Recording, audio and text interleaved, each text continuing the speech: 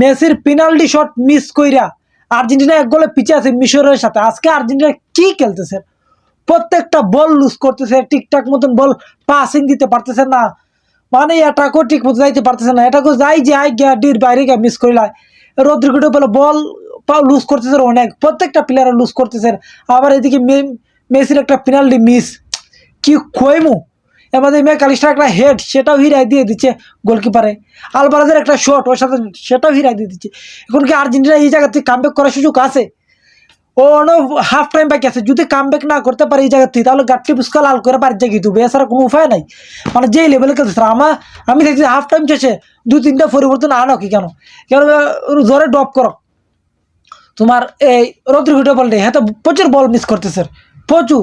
এমলা miss করলে Messi আর থাকে কই, মেস আর থাকবে নি এমলা মিস করলে। হ্যাঁ, মানে আর্জেন্টিনা এমন অবস্থা হয়েছে, খালি বল ফার্স্ট মিস করতেছে অতিরিক্ত, যেভাবে যাইতেছে এটাকো কোনো কাম হইতেছে না। মানে তারা এক গোল দাঁড়াইছে, এটা গোল দাবি থাকছে জয় ইব্রাহিমে মিশরের, কি হেড লাগাই দিছে। আর ঠিকঠাক মতন কি কইমো তাদের গোলের কথা, কি আমরা যেভাবে খেলতেছি আর্জেন্টিনা কুয়ারে বাজে খেলতেছি দিলে। প্রথম হাফ টাইম তুমি দেখো বলের পাসিং ঠিক নাই, একজনে বল মিস করে, আরেকজনে ফিনালটি মিস করে, মেসি আবার ফিনালটি মিস করে থাকছে।